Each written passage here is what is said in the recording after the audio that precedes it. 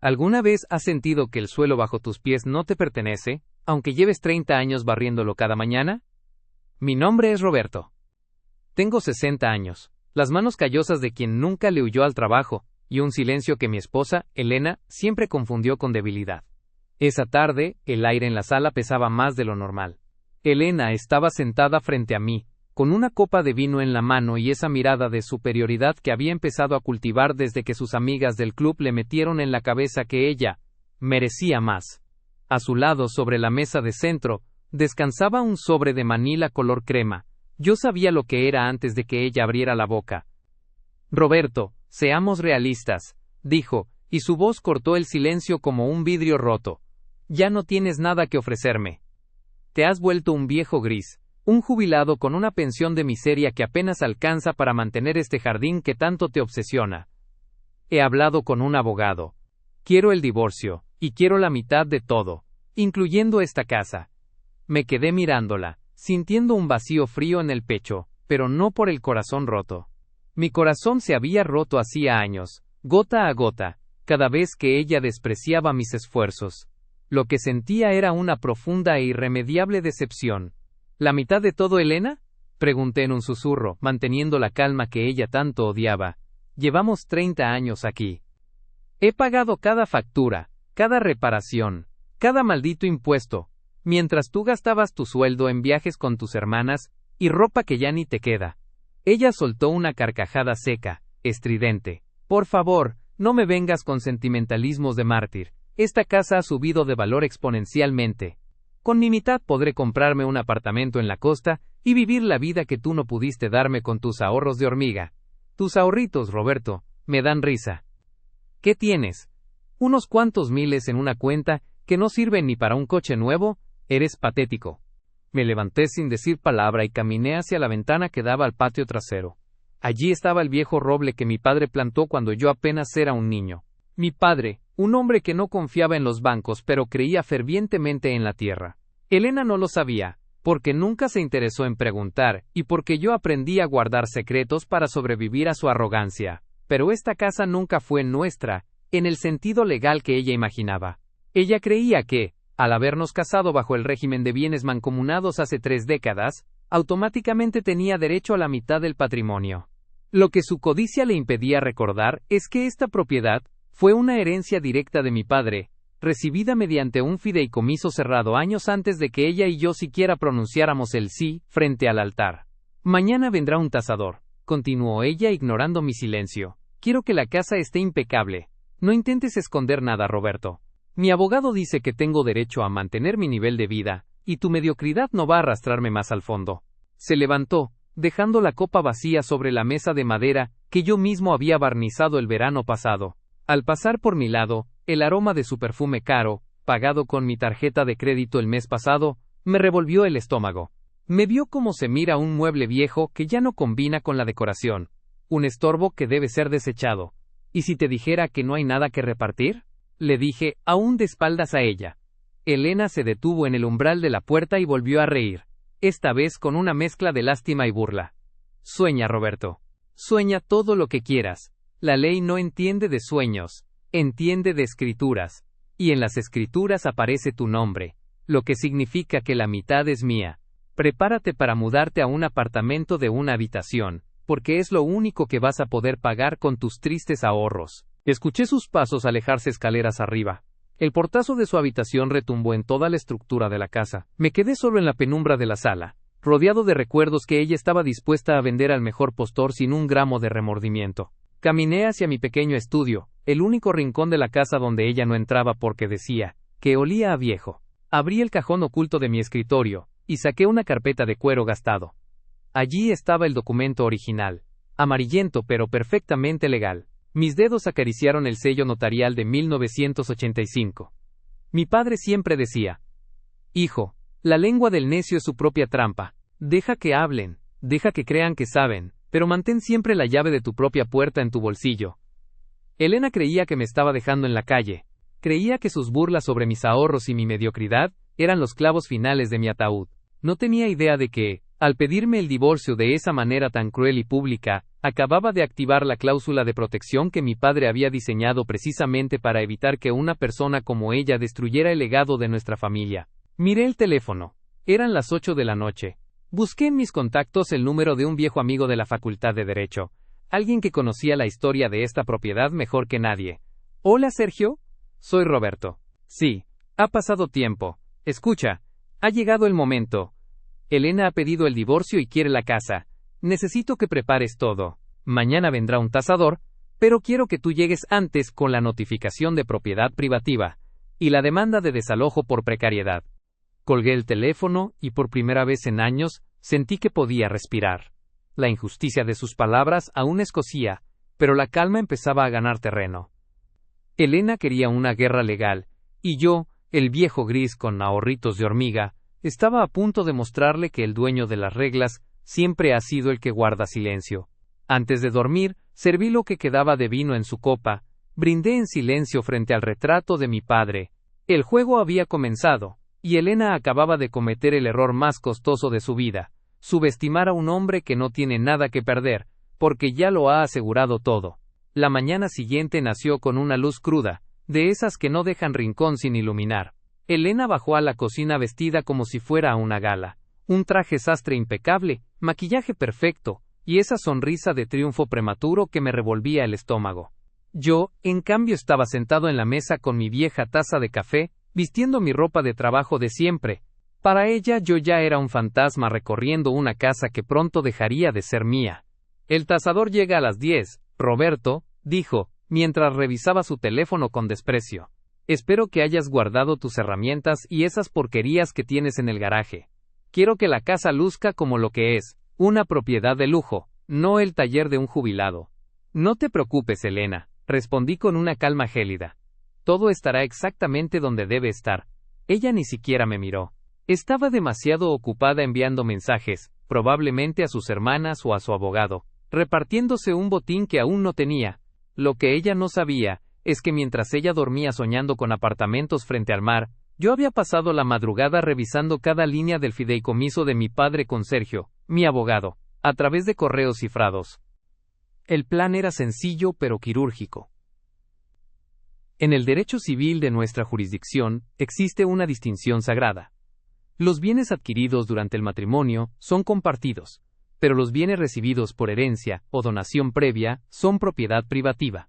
Mi padre, que en paz descanse, fue un hombre previsor que vio en Elena una chispa de codicia desde el día que se la presenté. Él no solo me dejó la casa, la blindó. El documento especificaba que la propiedad nunca entraría en la sociedad conyugal, y que, en caso de un intento de partición forzosa o mala fe por parte de un cónyuge, yo tenía la potestad de ejecutar una cláusula de exclusión inmediata. Pero yo no quería simplemente ganar. Quería que ella revelara su verdadera naturaleza frente a todos. Quería que su propia ambición fuera la cuerda con la que ella misma se atara. A las 10 en punto, sonó el timbre. No era solo el tasador. Elena, en un alarde de crueldad innecesaria, había invitado también a su hermana mayor Sandra, una mujer que siempre me había mirado como si yo fuera una mancha de grasa en una alfombra cara. ¡Ay, Elena!, exclamó Sandra al entrar, ignorándome por completo. Esta casa es una mina de oro. Con lo que saques de la venta, podrías incluso invertir en aquel proyecto en la costa. Por fin te vas a librar de este lastre. Lo sé, respondió Elena, lanzándome una mirada de soslayo. 30 años aguantando su tacañería, han valido la pena solo por este momento. Roberto cree que con sus ahorritos podrá sobrevivir, pero cuando vea que le quito hasta los pomos de las puertas, entenderá lo que es la realidad. El tasador, un hombre joven y un tanto incómodo por la situación, empezó a recorrer las habitaciones. Elena y Sandra lo seguían como buitres, señalando las molduras de madera, el mármol de la cocina y el tamaño del terreno. Yo me quedé en el estudio, esperando la llamada de Sergio. Señor, dijo el tasador acercándose a mí, la señora me indica que quiere una valoración rápida para una venta inmediata. ¿Está usted de acuerdo? Usted haga su trabajo, le dije con una sonrisa enigmática. Valore la propiedad con total libertad. Es importante que Elena sepa exactamente cuánto no va a recibir. Él frunció el ceño, confundido, pero continuó. Elena, al oír mi comentario, se acercó a paso rápido, con los ojos echando chispas. Te crees muy gracioso, ¿no? Me sisió al oído. Disfruta tus últimas horas de arrogancia, Roberto. Mi abogado ya está redactando la demanda de partición. Te voy a dejar con lo puesto. Es más, ya he contratado un camión de mudanza para el próximo lunes. Quiero que te lleves tus trastos de este estudio antes de que convierta este cuarto en mi vestidor personal. ¿El lunes, Elena? Eso es muy pronto, dije fingiendo una voz quebrada, la voz de un hombre derrotado. ¿Dónde esperas que vaya? He dedicado mi vida a este hogar. Ese no es mi problema, respondió ella, dándose la vuelta para reírse con su hermana. Hubieras ahorrado más en lugar de gastar en libros y herramientas. La mediocridad se paga cara, querido. Ese fue el momento. La humillación pública, frente a su hermana y un extraño, era la justificación moral que yo necesitaba. Ya no quedaba ni un rastro de culpa en mi conciencia. Ella no solo quería el dinero, quería verme destruido. Quería verme mendigando un techo. Mientras ellas subían al segundo piso planeando remodelaciones, yo recibí el mensaje de Sergio. Documentos listos y registrados. El notario está en camino para la notificación formal. Roberto, asegúrate de que ella firme el recibo de la notificación de inventario de bienes privativos que te envié. Si lo firma pensando que es un documento de la tasación, se acabó el juego, era una trampa de terciopelo. Había preparado un documento que, a simple vista, parecía una autorización para el tasador, pero que en las cláusulas pequeñas, esas que Elena nunca leía por su impaciencia, incluía una aceptación de que ella reconocía el carácter hereditario y exclusivo de la finca, renunciando a cualquier derecho de posesión futura, por falta de aportación al mantenimiento estructural. Bajaron las dos hermanas, rebosantes de alegría, haciendo cálculos sobre una servilleta.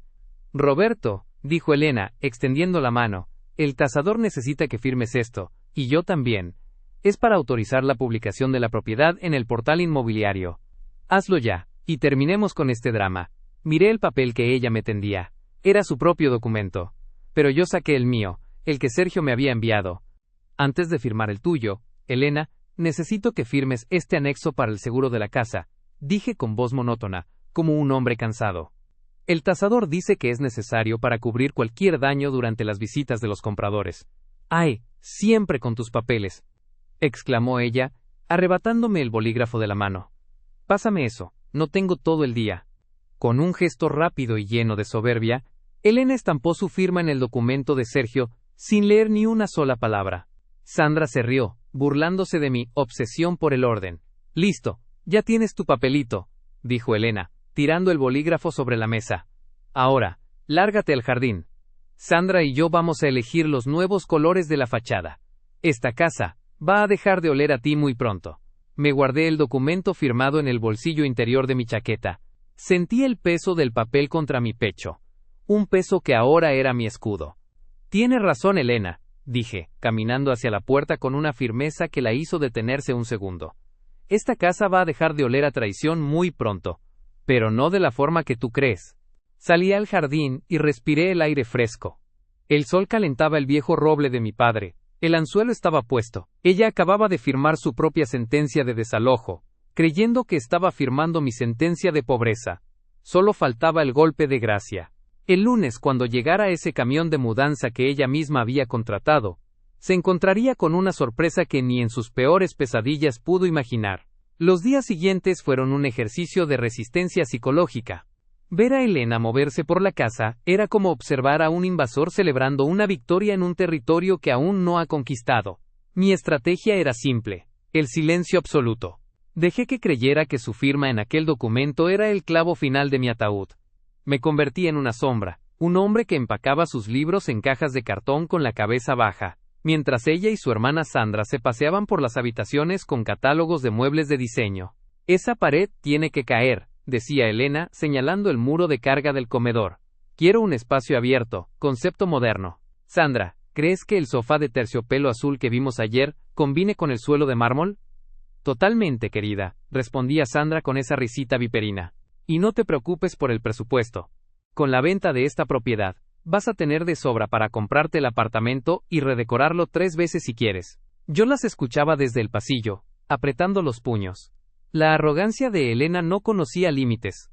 Esa misma tarde, la vi por la ventana del jardín hablando por teléfono, riendo a carcajadas. Estaba haciendo algo increíblemente estúpido, incluso para ella. Estaba reservando un crucero de lujo para el próximo mes y dando el anticipo de un coche deportivo rojo que siempre había querido. Estaba gastando dinero que no tenía, basándose en la fortuna que juraba arrebatarme.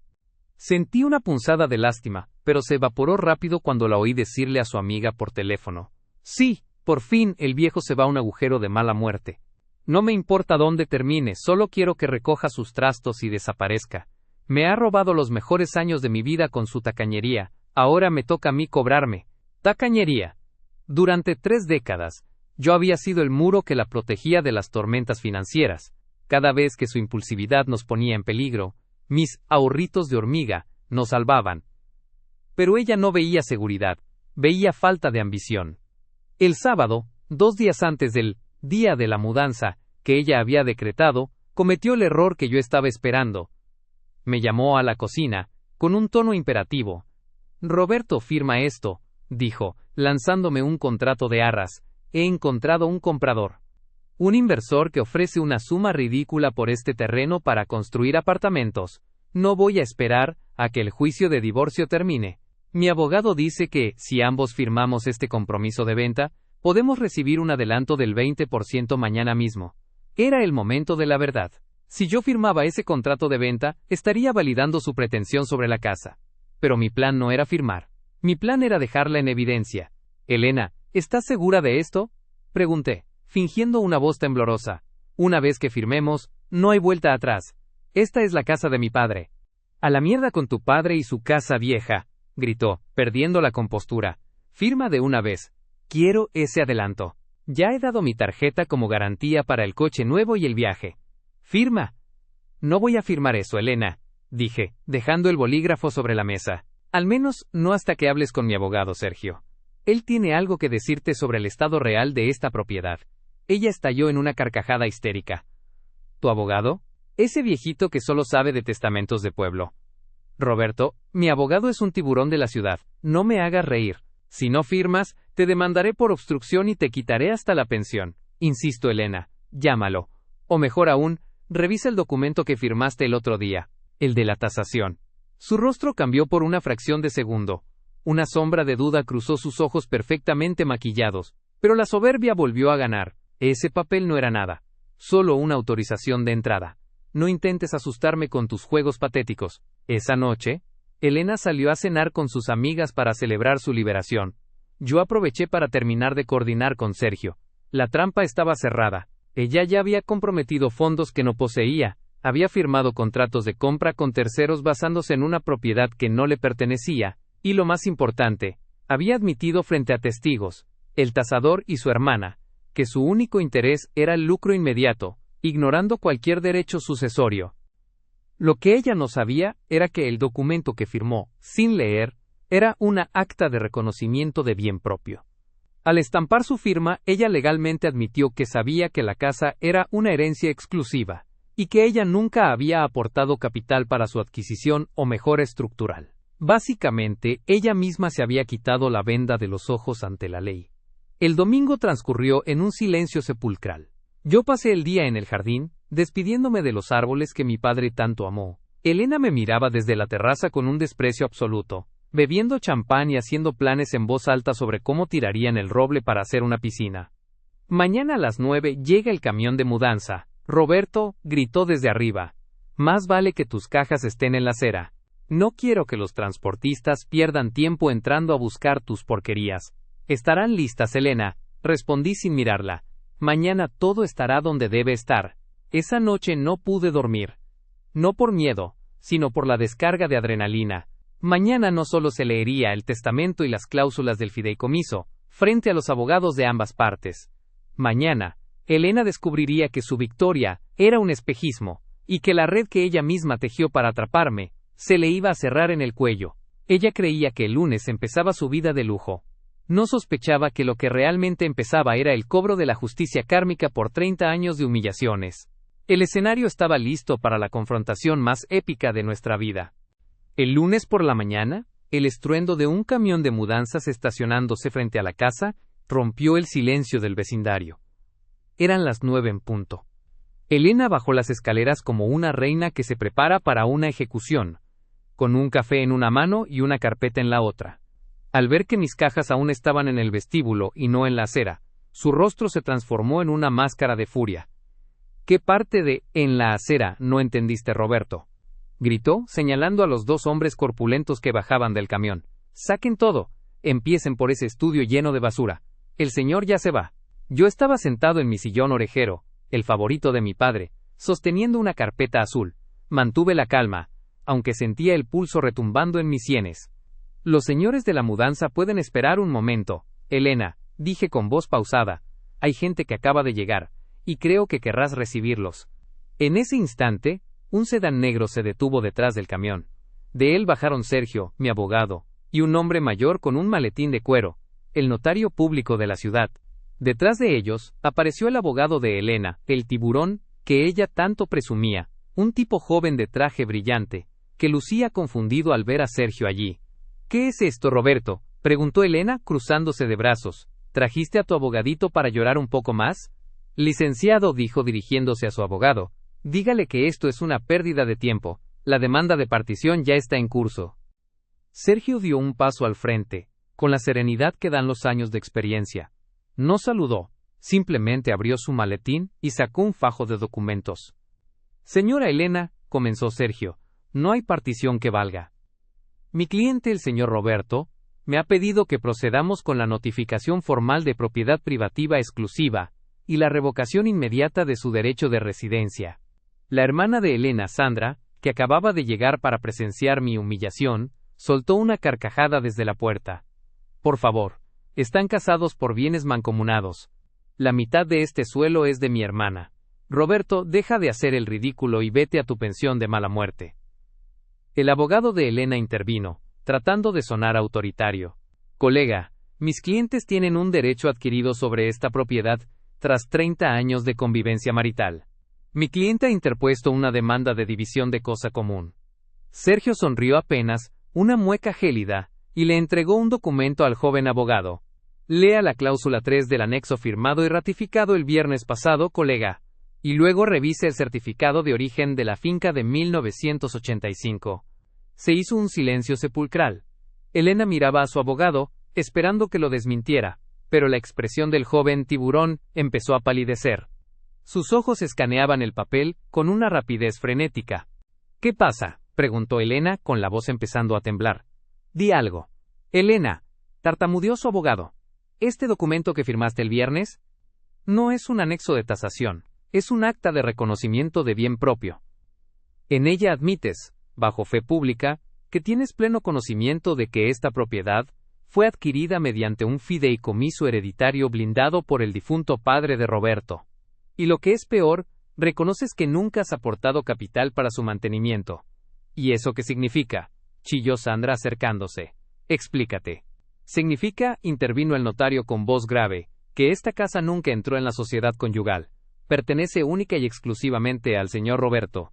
Y al haber firmado este reconocimiento de mala fe, al intentar venderla a un tercero mediante contratos de arras fraudulentos, el señor Roberto ha ejecutado su derecho a la expulsión inmediata del cónyuge por riesgo de dilapidación del patrimonio familiar. Elena se quedó sin aire. La copa de café que sostenía se deslizó de sus dedos y se hizo añicos contra el suelo de mármol, manchando sus zapatos caros. No. No es posible, susurró. Yo ya di el adelanto para el coche. He reservado el crucero. He firmado contratos. Si esta casa no se vende, yo estoy arruinada. Me puse de pie lentamente. Por primera vez en años, la miré directamente a los ojos, sin rastro de la sumisión que ella esperaba. Eso no es mi problema, Elena, dije, usando sus propias palabras. Hubieras ahorrado más en lugar de gastar en apariencias. La mediocridad, como tú dijiste, se paga cara. Eres un maldito, gritó abalanzándose hacia mí, pero el notario se interpuso. Me engañaste, me tendiste una trampa. Tú pusiste la trampa el día que decidiste que mi silencio era ignorancia. Le respondí con una frialdad que hasta a mí me sorprendió. Tú decidiste despreciar 30 años de matrimonio por un puñado de billetes que ni siquiera te pertenecían. Yo solo te puse el espejo delante para que vieras quién eres realmente. Sergio levantó otro documento. Señora, los señores de la mudanza que usted misma contrató están aquí, pero no se llevarán las cajas de Roberto. El contrato de servicios está a su nombre, Así que ellos están aquí para llevarse sus pertenencias. Tiene exactamente 2 horas para desalojar la propiedad. Pasado ese tiempo, la policía procederá al lanzamiento forzoso por ocupación precaria. El caos estalló. Elena empezó a gritar insultos, Sandra intentó llamar a alguien por teléfono entre sollozos de rabia, y el abogado de ella simplemente cerró su maletín, dándose cuenta de que no había nada que pudiera hacer contra un blindaje legal tan perfecto. Me di la vuelta y caminé hacia el jardín. A través del ventanal, vi cómo los hombres de la mudanza, confundidos, empezaban a subir las maletas de Elena al camión, por orden del notario. Mi esposa, la mujer que se burló de mis ahorritos, ahora lloraba en el suelo de la entrada, dándose cuenta de que, no solo perdía la casa, sino que las deudas que acababa de contraer, la perseguirían por el resto de su vida. La justicia de mi padre, desde el más allá, acababa de aterrizar con todo su peso. Pero esto aún no terminaba. Faltaba verla salir por ese portón para siempre. El espectáculo que siguió fue una mezcla de tragedia y justicia poética. Elena, la mujer que siempre caminaba con la barbilla en alto, ahora se desmoronaba frente a los hombres de la mudanza que ella misma había contratado. Los mismos operarios que debían sacar mis cosas, ahora cargaban sus maletas de diseñador, sus cajas de zapatos y sus abrigos de piel hacia el camión. «¡Cuidado con eso!», chilló Sandra, tratando de salvar una lámpara de cristal. «Esto es un atropello. Roberto, vas a pagar por esto». «Yo ya pagué, Sandra», dije desde el umbral, con los brazos cruzados. «Pagué 30 años de mi vida, aguantando sus desprecios. Hoy, la cuenta está saldada». Sergio, mi abogado, le entregó una copia de la notificación final al abogado de Elena. Este último, viendo que no había margen de maniobra, se acercó a su clienta y le susurró algo al oído. El rostro de Elena pasó de la furia a un blanco fantasmal. Había entendido que si se resistía, saldría de allí esposada. «Necesito más tiempo», suplicó Elena, volviéndose hacia mí con una expresión que pretendía ser vulnerable, la misma que usaba hace décadas para manipularme. «Roberto, por favor, no puedes hacerme esto. ¿A dónde voy a ir? He cancelado mi seguro, he comprometido todo mi capital en esos anticipos. Voy a perderlo todo». «Eso debiste pensarlo antes de reírte de mis ahorritos», respondí sin un ápice de emoción. «Aquellos miles que te daban risa son los que me permiten hoy pagar a los mejores abogados y mantener este techo sobre mi cabeza. Tú, en cambio, te gastaste el futuro antes de asegurarte de que el suelo que pisabas era tuyo». El camión de mudanzas terminó de cargar. El jardín, que ella quería destruir para poner una piscina de cemento, seguía allí, vibrante y verde. Elena se quedó de pie en medio de la sala vacía, el eco de sus propios pasos recordándole que ya no era la dueña de nada. Sus muebles caros se habían ido, y lo único que quedaba era la estructura sólida que mi padre me había dejado. «2 minutos, señora Elena», sentenció el notario, mirando su reloj de pulsera. «El cerrajero está esperando en la entrada para cambiar los cilindros de todas las puertas». Fue en ese momento cuando la realidad la golpeó con toda su fuerza. Elena caminó hacia la puerta principal, pero antes de cruzar el umbral, se detuvo y me miró con un odio puro, destilado. «Te odio, Roberto. Siempre fuiste un hombre pequeño, un mediocre escondido tras los papeles de su padre. Aunque te quedes con la casa, seguirás siendo nada. Puede que sea un hombre pequeño para tus estándares de grandeza vacía, Elena», dije, dándole un paso para que saliera. «Pero soy un hombre pequeño con su propia casa, su propia paz y su propia dignidad. Tú, en cambio, eres una mujer grande, que acaba de quedarse en la calle por su propia codicia. Que tengas un buen viaje, si es que el banco no te cancela el crucero antes de llegar al puerto». Ella salió. El sonido de sus tacones sobre el camino de piedra fue lo último que escuché de ella. Sandra la siguió, lanzándome una última mirada de desprecio que yo recibí con una sonrisa leve. En cuanto cruzaron la verja exterior, el cerrajero comenzó su trabajo. El sonido metálico de las nuevas llaves fue como una sinfonía de liberación. Me quedé solo en la casa. Sergio se acercó y me puso una mano en el hombro. «Está hecho, Roberto. El registro de la propiedad ya ha bloqueado cualquier intento de embargo por las deudas que ella contrajo. Eres el único dueño de tu destino». «Gracias, Sergio. De verdad». Cuando todos se retiraron, caminé hacia el estudio. Me senté en el suelo, apoyando la espalda contra la pared, y cerré los ojos. El silencio de la casa ya no era un silencio de opresión, sino de victoria. Por primera vez en 30 años, no tenía que pedir perdón por mi existencia, ni ocultar mis logros por miedo a sus burlas. Mis ahorros, esos que ella despreciaba, estaban intactos. Y la casa de mi padre, el legado de un hombre que trabajó de sol a sol, para que su hijo tuviera un refugio, estaba a salvo. La venganza no había sido un acto de violencia, sino un acto de verdad. Ella se había derrotado a sí misma con su propia arrogancia. Me levanté y fui a la cocina. Me serví un vaso de agua fresca y miré por la ventana. El camión de mudanza se alejaba por la calle, llevándose el ruido, el drama y la toxicidad. Respiré hondo, llenando mis pulmones con el aroma de la madera vieja y la cera del suelo. Mañana empezaría a deshacer las cajas de mis libros. Mañana plantaría nuevas flores en el jardín. Pero hoy, simplemente disfrutaría del sonido más dulce que existe. El sonido de la justicia cumplida. Han pasado 6 meses desde aquel lunes de ceniza en el que Elena salió de mi vida, y el silencio de esta casa se ha convertido en mi melodía favorita. A veces, me siento en el porche, justo bajo la sombra del roble que ella tanto odiaba, y me maravillo de lo rápido que el destino pone a cada quien en su lugar cuando uno deja de forzar las cosas y permite que la verdad haga su trabajo. Hace apenas una semana, recibí una llamada de un viejo conocido común. Me contó, con esa mezcla de morbo y pena que tienen los chismes de barrio, que la vida de lujo de Elena se desmoronó más rápido que un castillo de naipes en medio de un vendaval. Al parecer el concesionario le retiró el coche deportivo a los 3 días, porque el pago inicial, que ella hizo con una tarjeta de crédito al límite, esperando cubrirlo con el adelanto de la venta de mi casa, fue rebotado. Pero eso no fue lo peor. Los inversores a los que ella intentó venderles mi propiedad, enfurecidos por haber sido engañados con documentos que ella no tenía autoridad para firmar, le interpusieron una demanda por fraude. Me dicen que ahora vive en un pequeño apartamento alquilado en una zona ruidosa de la ciudad, compartiendo gastos con su hermana Sandra, cuya lealtad empezó a flaquear en cuanto el dinero desapareció. A veces me pregunto si, en la soledad de su nueva realidad, Elena piensa en mis ahorritos. Aquellos miles de dólares que para ella eran basura, hoy son su mayor anhelo. Ella despreció la hormiga sin saber que, cuando llega el invierno, la cigarra no tiene dónde esconderse. Yo, por mi parte, no he cambiado mucho, y eso es precisamente mi mayor triunfo. Sigo siendo el mismo hombre de 60 años que disfruta de arreglar el jardín y leer historia junto a la ventana. La diferencia es que ahora, cuando barnizo una mesa o planto una azalea, no hay una voz detrás de mí, recordándome lo mediocre que soy. He descubierto que la mediocridad no es ganar poco o vivir con sencillez. La verdadera mediocridad es necesitar pisotear al otro para sentirse grande. Ayer terminé de remodelar el estudio. No lo convertí en un vestidor, como ella quería. Lo convertí en una pequeña biblioteca y taller de restauración.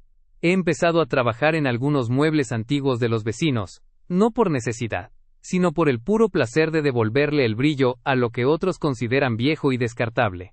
Curioso, ¿verdad? Es exactamente lo que hice con mi propia vida. A veces, la gente me pregunta por qué aguanté tanto. ¿Por qué permití que Elena me humillara durante décadas antes de sacar el as bajo la manga? La respuesta es simple. La justicia kármica requiere paciencia. Si yo hubiera revelado el secreto de la herencia años atrás, ella simplemente se habría marchado buscando a otra víctima, pero se habría ido convencida de que yo era el culpable de su infelicidad. Al dejar que su propia codicia dictara el final, ella misma se tendió la red. Ella no fue víctima de mi engaño, fue víctima de su propia presunción. Esta casa es ahora un templo de paz. Cada vez que giro la llave en la cerradura, recuerdo el peso del documento que mi padre me dejó. Él no me heredó solo ladrillos y tierra, me heredó la lección de que el valor de un hombre no reside en lo que presume tener, sino en la solidez de sus raíces. Mi padre sabía que el carácter de una persona se revela en cómo trata a quien cree que no tiene nada que darle. Elena falló esa prueba de la forma más estrepitosa posible. Anoche, mientras cenaba solo un plato sencillo, pero saboreado con una libertad que no tiene precio, vi un anuncio en la televisión sobre cruceros de lujo. Sonreí. No sentí rabia, ni siquiera alegría por su desgracia. Sentí una profunda y gélida indiferencia.